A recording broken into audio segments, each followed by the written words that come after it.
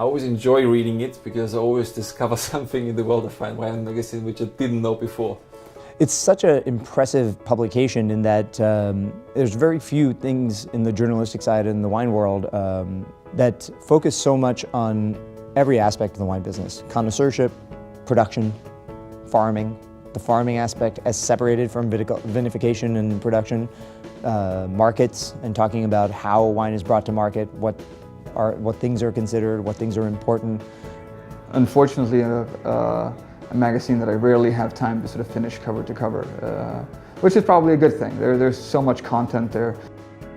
I think for me, it's knowing who my peers are in a lot of ways and being able to see what they're doing, not necessarily to check up on, make sure I'm doing the same thing as them, but it's always interesting to see what other fine dining restaurants and other places around the world are doing. And it's hard to know, especially being sort of in a bubble in New York, without going to those places where our peers are.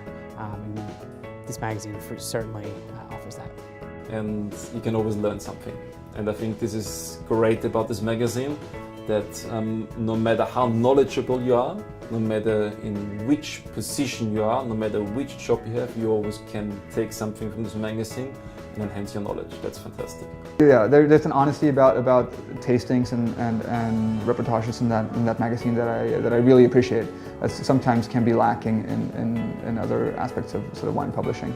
And they go in depth, and even into sort of less prestigious regions, they really go in depth, which I appreciate.